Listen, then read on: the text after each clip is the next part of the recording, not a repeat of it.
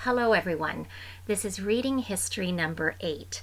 I would like to begin by highlighting this antique child's rocking chair. It had been my great-grandmother's, however I'm unsure as to whether it had been on the Rudsdale side or the Ferrier side. It dates most likely back to the 1860s or 1870s. It has a hardwood frame and a rush woven seat. My father always warned us as kids never to sit upon this chair, and I'm not surprised because the seat does seem pretty fragile. Doesn't seem like it would hold a lot of weight, and at this time it sits in my library with nothing except a Raggedy Ann doll sitting upon it. I also didn't realize as a child that this had been a child's rocking chair. I always had thought it was quite tiny, and I assumed that great-grandmother was very tiny as well. And now I will begin with Wednesday, June the 4th, 1902. Yesterday was a very unfortunate day with us.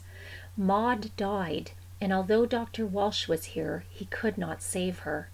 The trouble was colic, which turned to inflammation. Alec Abercrombie came over and helped Pa to bury her. Thursday, June the 5th. We bought another horse today from Mr. J.C. Moody for the sum of $100. Monday, June 16th. We were at our road work today. Mr. William McVitie was pathmaster. This afternoon, Paul went to the funeral of Mr. William Otway, who died on Saturday. We were underbrushing in the swamp on the other farm. The weather has been favorable for such work, as it is generally cloudy and often wet. The grass so far is pretty good, and our cows give us between 250 to 300 in a week. The cheese is selling well, as now none has been sold below 9 3/8 cents. Thursday, June the 26th. King Edward's coronation was to have taken place today, but owing to his critical condition, it was postponed. The annual church picnic was held today in Mr. William Hossey's grove. It was a fairly large picnic, but the weather was cool. The weather has been very wet this month, and the low ground is almost continually too wet to cultivate. Monday, June the 30th. We commenced our concrete silo today. The weather was wet and disagreeable, so we got very little done at it. The South School, School Number 1 Bathurst, closed yesterday as the school is about to be moved. Today we saw men working there, but the rain prevented them from doing too much. Friday, July the 11th. We finished the silo, all but a little plastering on the walls and the bottom of it. It is 27 1/2 feet high and 12 1/2 feet across. Mr. Anderson came up and took its picture on Tuesday. The school is now in its place, but it was just put there today. Mr. Hogan sent a piece of hay today, but most of the farmers are preparing to begin on Monday. Wednesday, July 16th. We commenced our haying on Monday and began in the field behind the woodshed. Yesterday it rained a great deal, and so we had to return the hay this afternoon.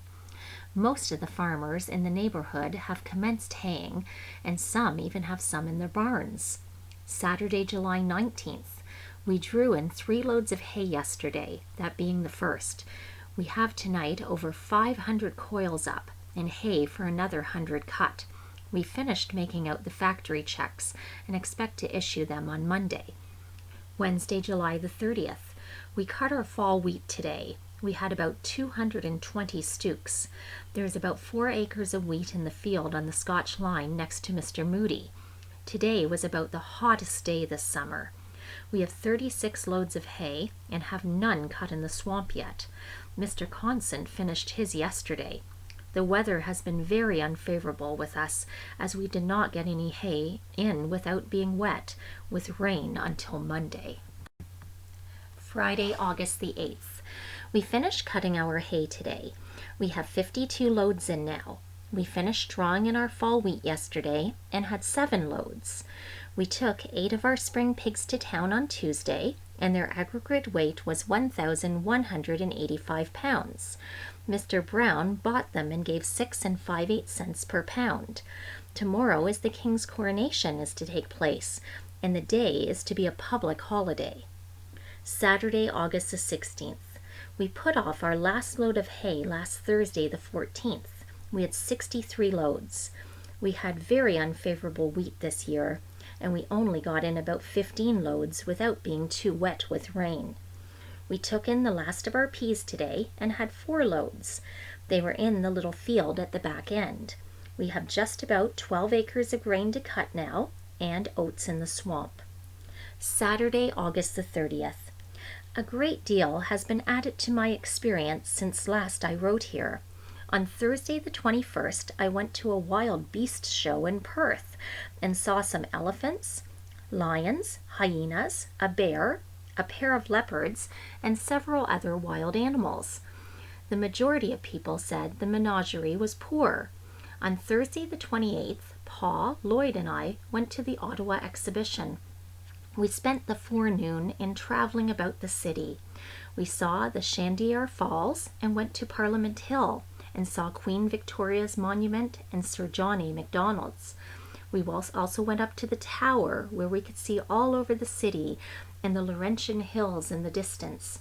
We visited the museum and saw many species of fish, a whale, a beaver, an otter, a porcupine. We saw some fine pictures and many Indian relics. In the afternoon, we went to the exhibition and saw many fine sights. We first went to the experimental farm buildings, and after seeing what was to be seen there, we went to another building. We saw a great deal of maple sugar, and in one corner we saw a miniature sugar bush with the old method of gathering the sap and making the syrup. In the other half, we saw the new methods.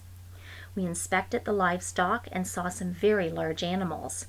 We left the grounds about 5 o'clock and arrived home at about 10 o'clock, and that ended our eventful day. The masons finished our silo on August the 27th, and in the afternoon, Paul went to Johnny Allen's threshing. So I will finish there for today. I will leave you with this picture showing the silo being built, a picture I assume had been taken by Mr. Anderson. And the silo was one of the first cement silos that had been built in the area. The contract to build had been given to James and Reed Agents for Portland Cement.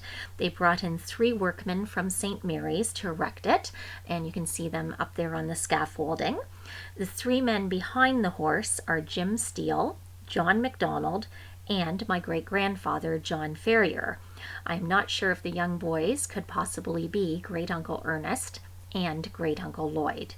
But I will leave you there, and as always, thank you for listening to Reading History with Great-Uncle Ernest.